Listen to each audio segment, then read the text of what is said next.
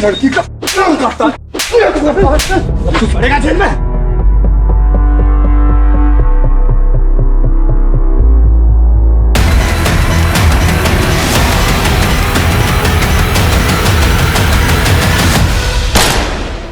लेकिन तब जब अपराध अनसुलझा था, मेरे करियर का ये सबसे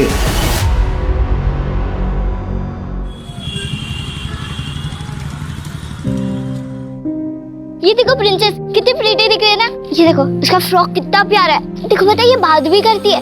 ये देखा माँ, अच्छा दिख रहा है ना। बात भी करती है। देखो पापा मैं 2 मिनट में आई। ये प्रीटी है ना। गुनगुन हाय, ये देख मम्मा ने मुझे गिफ्ट दिया है डॉल। एकदम प्रिंसेस जैसे दिख रही है ना। ये देखिए बात भी करती है। तेरी तो बस गुड़िया प्रिंसेस लग रही है, लेकिन मैं तो पूरी की पूरी प्रिंसेस लग रही हूँ।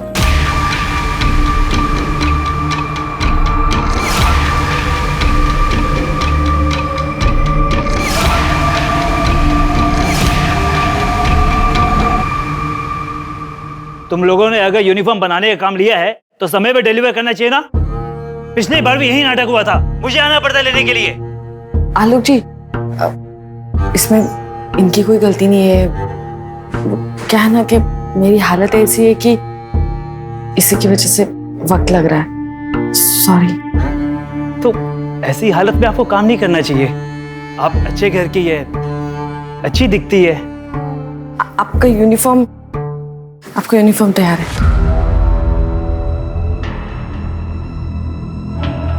बाय निशा जी। मैं भी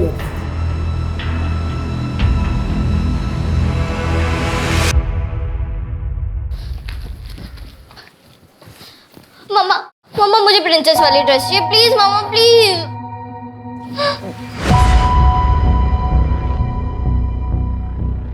अभी पिछले हफ्ते ही मैंने तुम्हें डॉल लाके दी थी ना। हाँ, अभी नई ड्रेस क्यों चाहिए तुम्हें?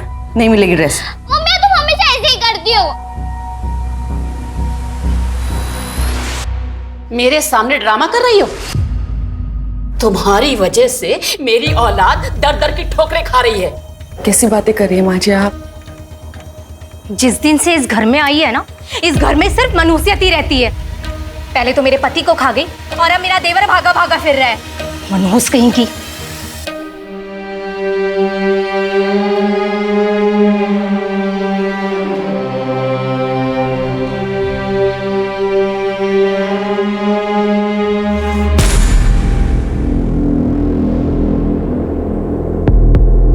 बस कुछ दिन और।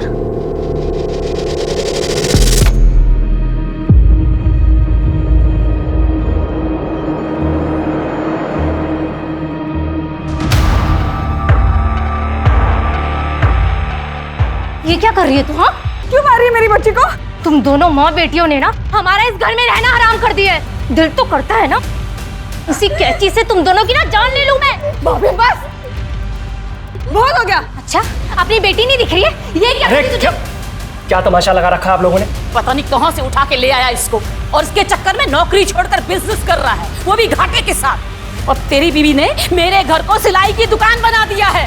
अरे सुबह से लेके शाम तक पता नहीं कैसे कैसे लोग इस घर में आते रहते हैं। बस करो माँ, कहाँ की बात को कहाँ लेके जा रही हो तुम? निशा, गुनगुन को अंदर लेके जाओ। सुबह सुबह शुरू हो जाते हैं आप लोग सब।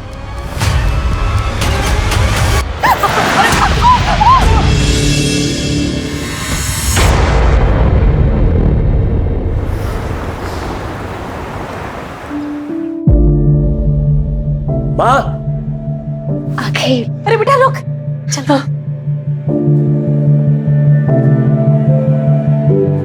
कितना सुंदर है ये, बिल्कुल आप पर गया है, किसी की नजर ना लगे इसे। ले बहू फेंक दी। आओ अंदर आओ। मम्मी मम्मी मम्मी तुम ऐसे उठाओ क्या प्लीज, कितना क्यूट है। गुनगुन धीरे, बच्चा छोटा है ना। अब अंदर।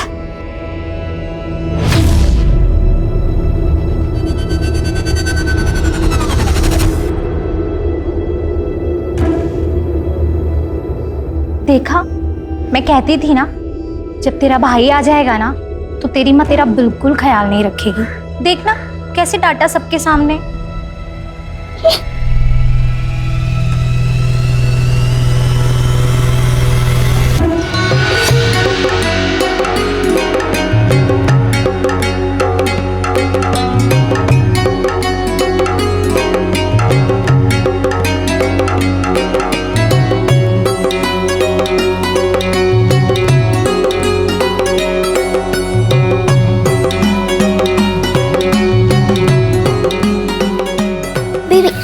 नहीं गुनगुन, बेबी को मत उठा, गिर जाएगा ना।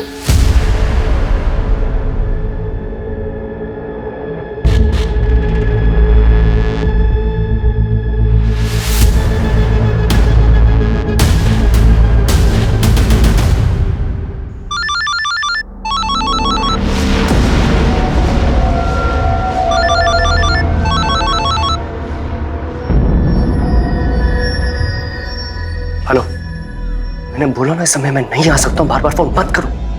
हाय हाय तेरे घर आया बाल गोपाल, जुग जुग जियो मेरे लाला, नोटों वाला बंडल निकाल, जुग जुग जियो मेरे लाला। हाय हाय इस बच्चे का पप्पा कौन है? हाँ, ये लो। अरे ये क्या है, इतना प्यारा बच्चा हुआ है और कंजूसी दिखा रहा है। हाथ मत लगा, दे रहा हूं ना पैसे। किन्नर के हाथ लगाने से आशीर्वाद मिलता है। क्या बोल रहा हूं मैं? बोला ना हाथ मत लगा। बाहर निकलो तुम सबके सब। क्या कर रहे हो बेटा? ऐसे नहीं करते। चुप रहिए माँ। हमें धक्का देकर खुद को बहुत बड़ा मर्द समझ रहा है तू। जा, तुझे और तेरे बच्चे को हमारी बदुआएं लगेंगी, बदुआएं। तड़प तड़प के मरोगे तुम। चलो बहनों। अरे निकलो यहाँ से। अरे बेटा क्या अरे रहने दो माँ, और नाटक होने लगे इन लोगों के। चलो। अरे कोई बात नहीं, कुछ नहीं हुआ है, चलिए बाहर खाना लगा, आइए ना जल्दी प्लीज आइए।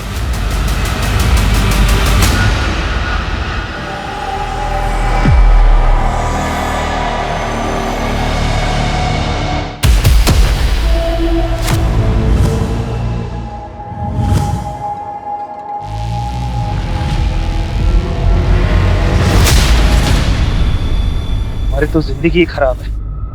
खाना ये बड़े लोग खाए और हम इनका कचरा उठाए। छोड़ो ना, इतना क्यों सोच रहे हो?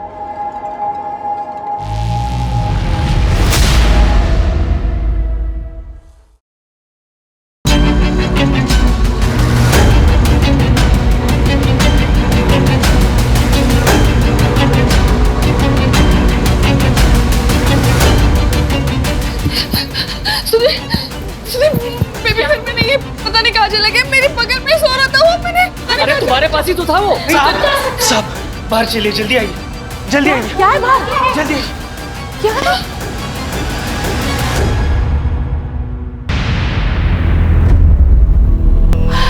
मुन्ना!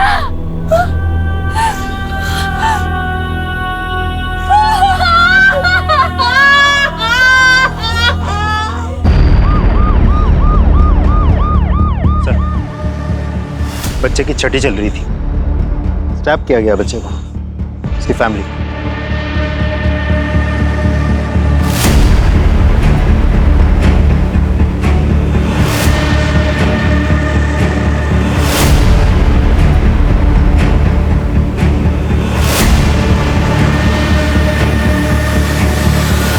छह दिन के बच्चे के साथ ऐसा कोई कैसे कर सकता है? बॉडी को सबसे पहले किसने देखा? हमने देखा था सर। आप बोलो। कचरा डालने के लिए आए थे, तभी नजर पड़ी। लाश देख के हमारी तो जुबान ही सूख गई थी। कोई इतना बेरहम कैसे हो सकता है? 6 दिन के बच्चे को मार डाला। गीता, पोस्टमार्टम के लिए लेके जाओ।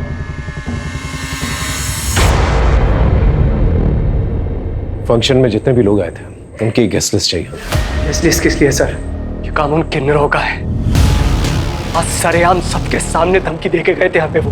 तुझे और तेरे बच्चे को हमारी बदुआएं लगेंगी, बदुआएं। तड़प तड़प के मरोगे तुम। वैसे आपकी किसी के साथ कोई पर्सनल दुश्मनी है? सर मैं एक साधारण सा बिजनेसमैन हूं, मेरी किसी के साथ में क्या दुश्मनी हो सकती है?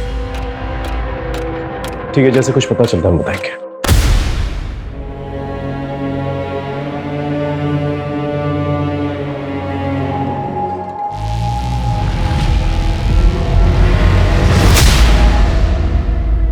वैसे अंकिता, जिस तरह से बच्चे को मारा गया है, बहुत खून बहने की वजह से उसकी मौत हुई। जहां पर बच्चा हमें मिला है वहां ज्यादा खून नहीं है।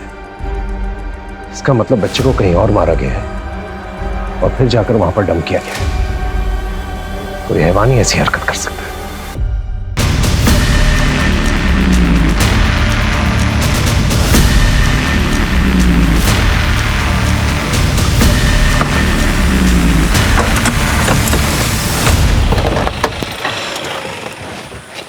सर, मेरी किन्नरों से बात हुई, लेकिन उनको पता ही नहीं कि सुधीर के घर पे उस दिन कौन लोग गए थे। वैसे मैंने खबरियों को एक्टिवेट कर दिया है, बहुत जल्द कुछ ना कुछ पता चल जाएगा। सर, कुछ इन्फॉर्मेशन देनी थी, वो बेबी जिसका मर्डर हुआ उसके बारे में। बोलो। सर, आप लोगों की पोस्टिंग के 1 साल पहले निशा के देवर नमन ने निशा का बुरी तरह से किया था। सर, मेरे छोटे भाई नमन ने मेरी वाइफ के साथ में किया है।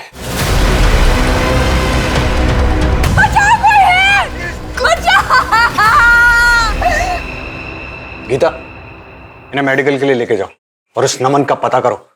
जी सर।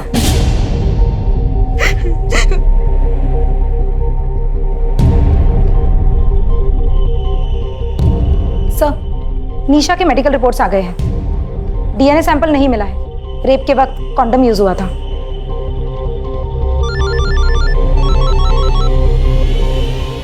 हेलो, क्या? हम अभी पहुंचते हैं। सर, नमन का पता चल गया। चलो।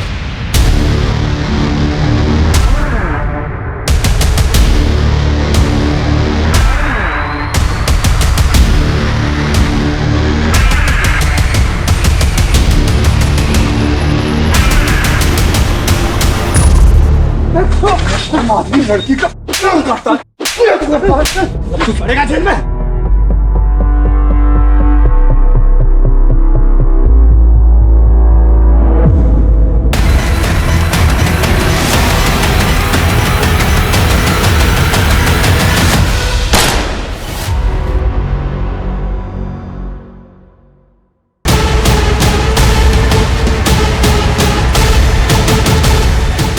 लेकिन नमन फरार हो गया। उसके बाद उदय सर की पोस्टिंग दौलतनगर पुलिस स्टेशन में हो गई थी। ठीक है, थैंक यू। सर, कहीं नमन ने ही निशा और सुधीर से बदला लेने के लिए उसके बच्चे का खून तो नहीं कर दिया? लेकिन ये बात घर वालों ने हमसे छुपाई की। इस पीएसआई उदय से बात करके देखता है। सर,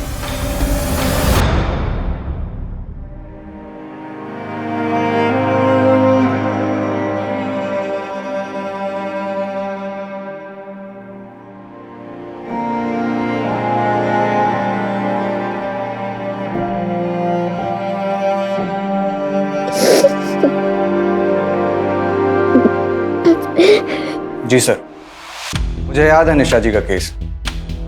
बहुत बुरी तरह रेप हुआ था उनके साथ। सर, उनका देवर तो मेरे हाथ आते आते रह गया था। तो तुम्हें लगता है कि नमन खून कर सकता है निशा के बच्चे का? सर, हो सकता है, लेकिन नमन के पास खून करने का कोई मोटिव नहीं। आज ये बात अलग है कि नमन बहुत अय्याश और ड्रगी आदमी था। सर, तड़ी पार है वो। सर, हो सकता है वो वैशीपन उसमें फिर से जाग गया हो और उसने अपना गुस्सा निशा के बच्चे पर निकाल दिया। देख, मुझे यहाँ से निकलना है और मेरे को पैसा चाहिए, प्लीज। मेरे को फर्क नहीं पड़ता, तू कहीं से भी पैसे लेके आ। मैंने बोला ना, मेरे को पैसा चाहिए तो चाहिए।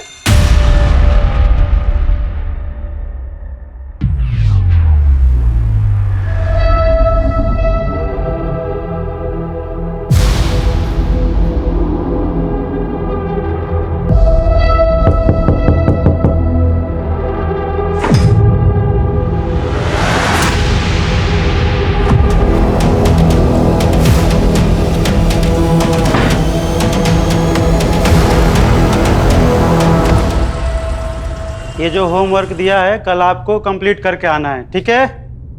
चलिए छुट्टी, जाइए आप लोग।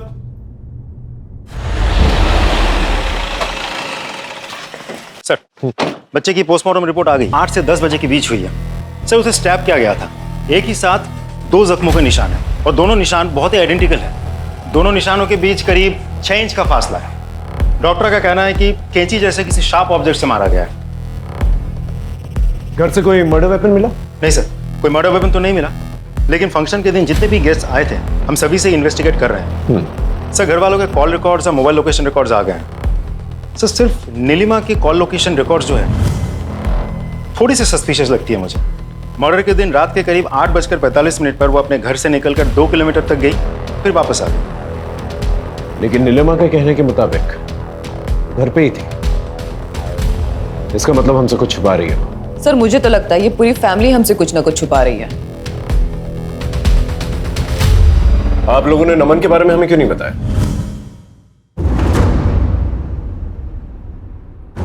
हो सकता है खून उसने किया। अब आप ये इल्जाम भी मेरे बेटे पर डाल दो। पहले ही वो इस मनहूस की वजह से भागा भागा फिर रहा है। जुर्म करके भागा है आपका बेटा और अब कानून से छुप रहा है। वैसे नीलिमा जी, उस फंक्शन वाले दिन रात को 8:45 के वक्त आप कहाँ थी? मैं यही घर में ही, और कहाँ। अच्छा, आप घर में थी। आपके मोबाइल लोकेशन के मुताबिक आप घर पे तो नहीं थी? मुझे नहीं पता, मैं घर में ही थी और मैं मेरा फोन गले में टांग के नहीं फिरती हूँ। सर, आप ये क्या कर रहे हैं? मेरे बेटे का खून हुआ है और अब मेरी फैमिली पे शक कर रहे हैं। आप जाके ना उन किन्नरों का हड्डियां तोड़िए, सब सच सामने आ जाएगा आपके। देखिए सुधीर जी, खून तो कोई भी कर सकता है। आपकी भाभी को ये तक नहीं पता कि उस वक्त वो कहाँ थी, और आप सब लोगों ने हमें नमन के बारे में कुछ नहीं बताया। आप पुलिस वाले हर जगह क्यों घुसे चले आते हो? पहले आपका दूसरा वाला ऑफिसर हमारे पीछे पड़ा था और अब आप लोग। सर, ये केस मेरे बेटे के खून का है, हमारे घरेलू मुद्दों का नहीं है। घरेलू मुद्दे कब बड़ा क्राइम बन जाए, मैंने बहुत देखा है। अगर नमन आप लोग में से किसी को कांटेक्ट करने की कोशिश करता है तुरंत हमें बताइएगा, आप सब पर नजर रहेगी हमारी।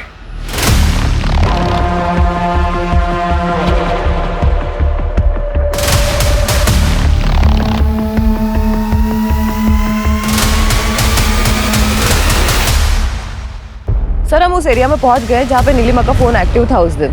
सर, ये तो जंगल एरिया है। अगर वो फंक्शन को बीच में छोड़कर वहां क्यों जाएगी? पूरे एरिया को सर्च करो। Okay sir.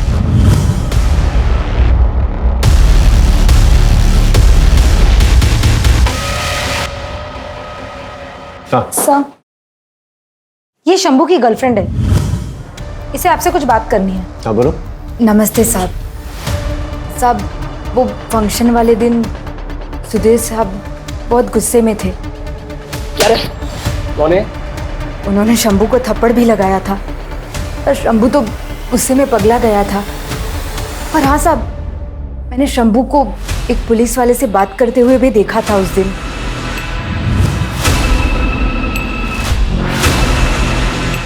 शक्ल देखी थी उसकी?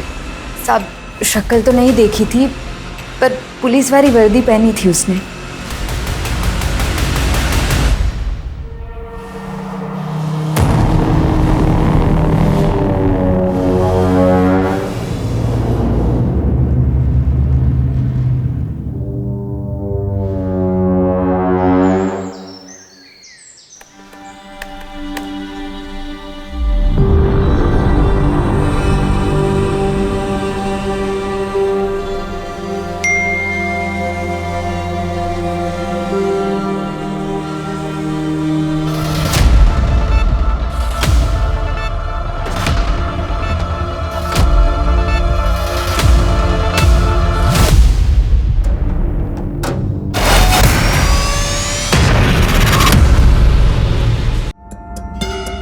राजी सर, ये घर का नौकर शंभू अभी तक आया नहीं पूछताछ के लिए, पता करो कहां पर है।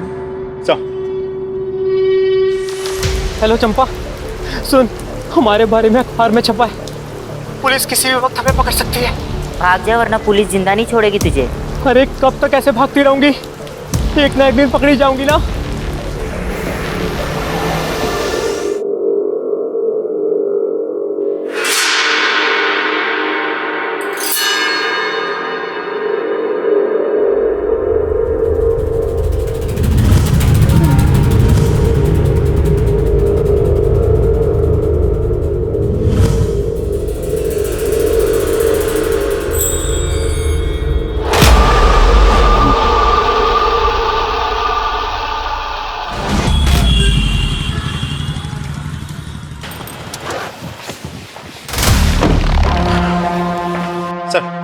मैंने टेलर शॉप पे बात की।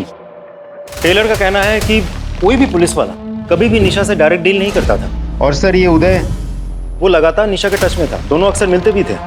मुझे शक हुआ तो मैंने दोनों के मोबाइल लोकेशन रिकॉर्ड्स निकलवाए। दोनों की लोकेशन कई बार एक ही साथ एक ही जगह पर लोकेट हुआ है। एक और बात सर, दोनों की लोकेशन एक ही साथ एक डॉक्टर के क्लिनिक में भी लोकेट हुई है। क्या सर? हाँ सर, ये दोनों आए थे मेरी क्लिनिक में अपने बच्चे का डीएनए टेस्ट कराने के लिए। आप दोनों ने कहा कि आप लोग पति पत्नी हैं, तो फिर आप पैटर्निटी टेस्ट क्यों कराना चाहते हैं? अब बिना सवाल के टेस्ट नहीं कर सकते क्या? डॉक्टर, इस टेस्ट से बच्चे को कोई प्रॉब्लम नहीं होगी ना? नहीं, डोंट वरी, ये टेस्ट बिल्कुल ही सेफ है। उदय, अब तक तो तुम्हें पता चल ही गया होगा कि तुम्हें यहाँ क्यों बुलाया गया। खुद ही बोलोगे हम तुमसे बुलवाए। ये देख लो।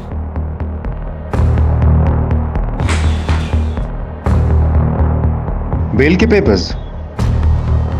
तो तुम अपना गुनाह कबूल कर रहे हो? राजू, मैंने कोई गुनाह नहीं किया है, ना ही कोई जबरदस्ती की। मैंने बस प्यार किया था। मुझे पता ही नहीं चला कि कब हम दोनों एक दूसरे के इतने करीब आ गए। अच्छा एक बात बताओ, तुमने पैटर्निटी टेस्ट क्यों करवाई थी? क्योंकि वो बच्चा मेरा था। इनफैक्ट मैं तो चाहता था कि निशा मेरे साथ ही रहे। मैं साथ रह लेती सर, लेकिन उसकी शर्त थी कि वो गुनगुन को नहीं अपनाएगा, और मैं अपनी बेटी के बिना नहीं रह सकती। तो मतलब फंक्शन वाले दिन तुम वहाँ जरूर गए होंगे, तुम्हारे बेटे का फंक्शन था। राजीव, मैं तुम्हें कितनी बार बता चुका हूँ कि मैं वहाँ नहीं था, और इस बात का अफसोस मुझे आज भी होता है कि अगर मैं वहाँ होता तो मेरा बेटा जिंदा होता।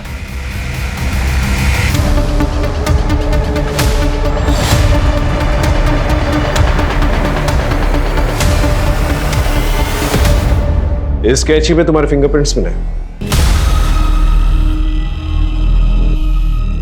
सर मुझे नहीं पता, मैंने कुछ नहीं किया सर।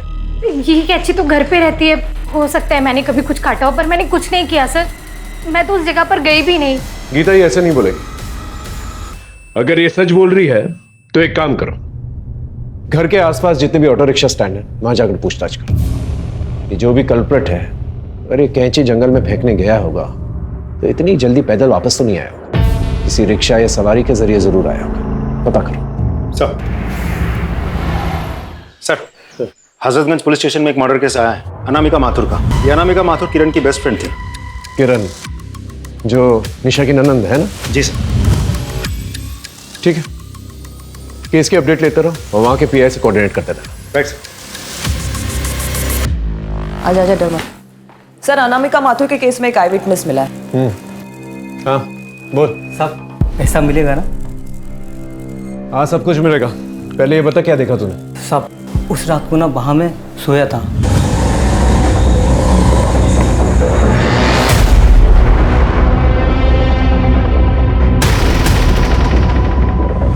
साहब पक्का कोई पुलिस वाला था। पुलिस वाला था? जी साहब।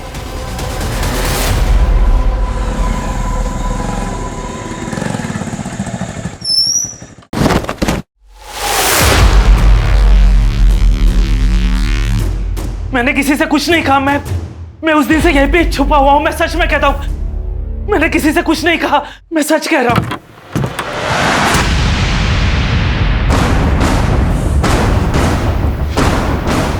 अंकिता, उदय अपने ही डिपार्टमेंट के लोगों से हमें ऐसी उम्मीद नहीं थी। अब टाइम वेस्ट करे बगैर बता। शंभू, खत्म कर दे उसे। ये क्या कह रहे हैं सर आप? मैं ऐसा जितना बोला उतना कर। ये ले, बाकी काम होने के बाद कर देना।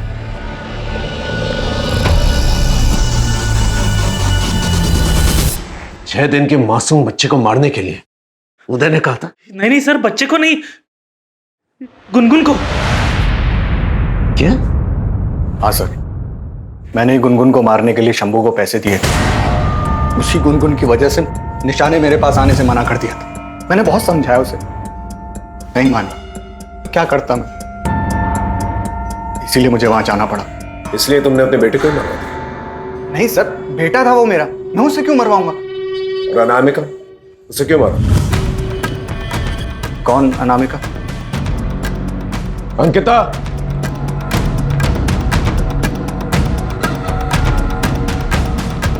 यही वो आदमी है ना?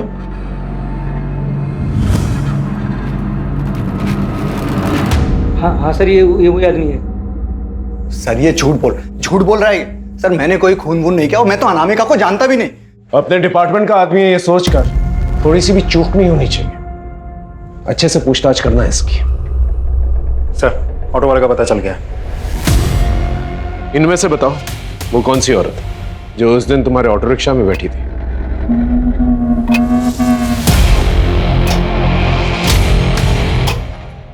ये औरत है वो सर। ये? जी यही है वो।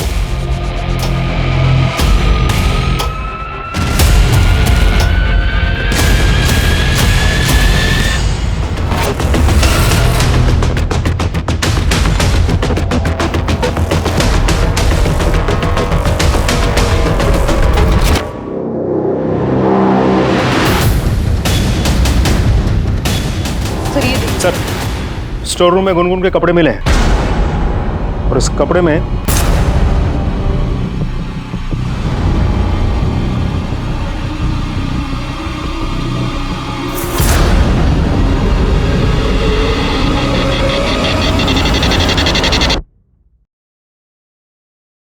चले निशा जी पुलिस स्टेशन।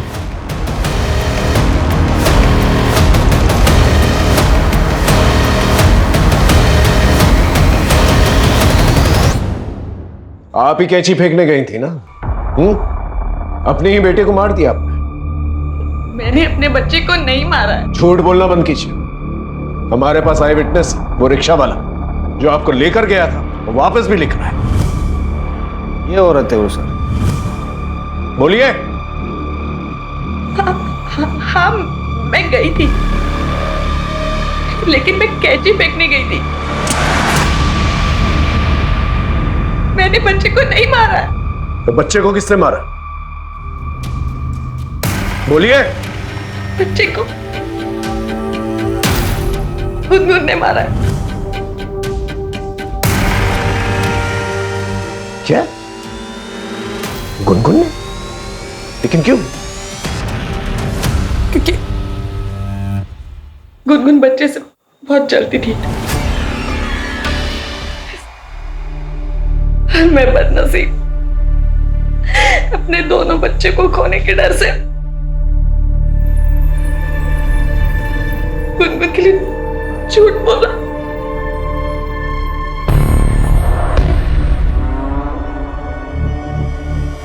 देखो गुनगुन, बेटा डरो मत।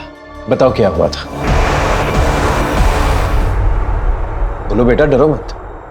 सर बच्ची बहुत डरी हुई है, थोड़ा टाइम दीजिए, थोड़ी नॉर्मल हो जाए तो मैं खुद बात करती हूँ इससे।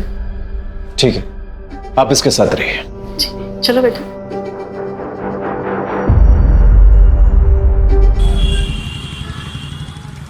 सर नमन की टिप मिली। सीतापुर रोड वाले खंडहर में छिपा बैठा है। चलो जल्दी।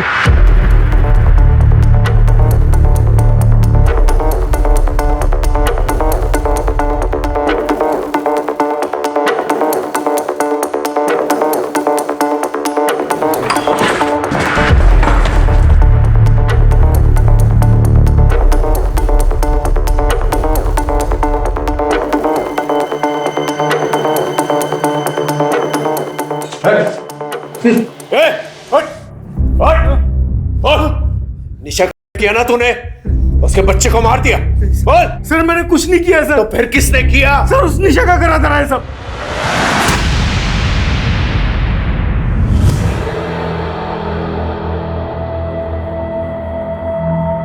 शादी कर ले।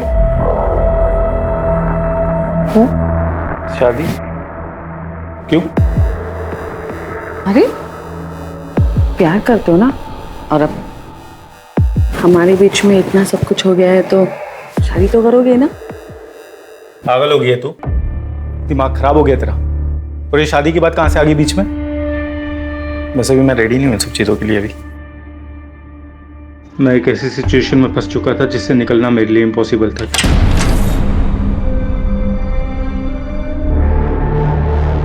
आओ ना।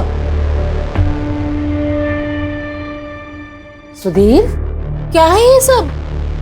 माँ, मैंने शादी कर ली है। क्या है, कौन है? बताया नहीं, अचानक शादी करके आ गया। बेशक निशा ने मेरे भाई से शादी कर ली थी, मगर उसने फिर भी मेरा पीछा नहीं छोड़ा था। इसीलिए मैंने दिल्ली ट्रांसफर ले लिया और यहाँ से चला गया। लेकिन पिछले साल जब मैं छुट्टियों में घर वापस आया तो आई लव यू नमन। क्या कर रही हो तुम? पागल हो गई हो? घर में कोई नहीं है, टेंशन मत लो, किसी को पता नहीं चलेगा। निशा, तुम मेरे भाई की बीवी हो, समझी ना? हाँ, तुम्हारे भाई की बीवी हूँ क्योंकि मैं तुमसे प्यार करती हूँ और इसीलिए मैंने उससे शादी की। समझ में आया तुम्हें? तुम्हारा दिमाग खराब हो गया क्या? निकल जाओ मेरे कमरे से अभी क्या भी।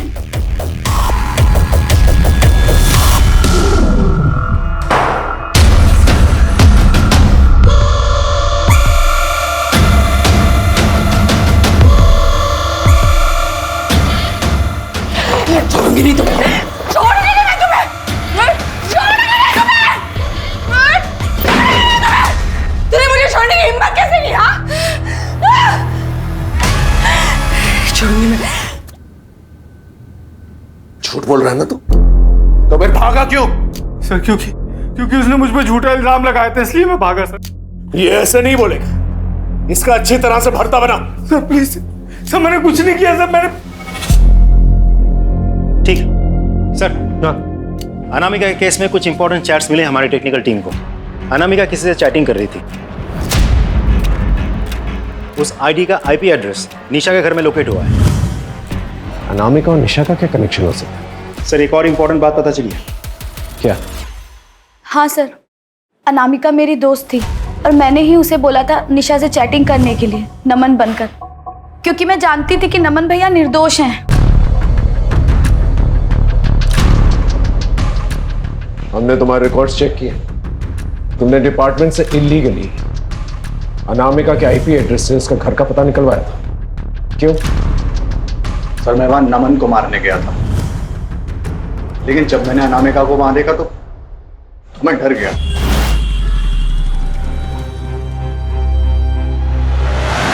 सॉरी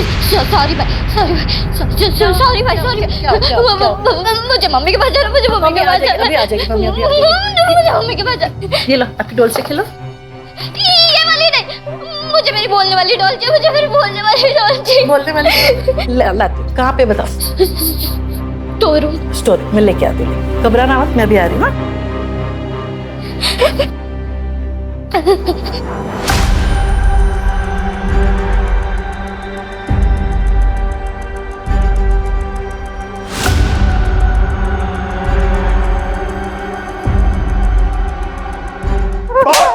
बोल।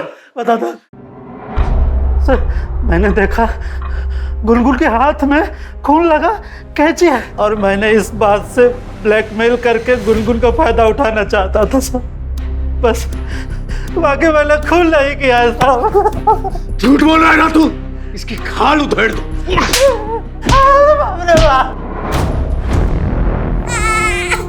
मुझे माफ कर देना मुन्ना, इस जन्म में मैं तुम्हारी अच्छी मां नहीं बन सकती, इसलिए तुम्हें जाना होगा।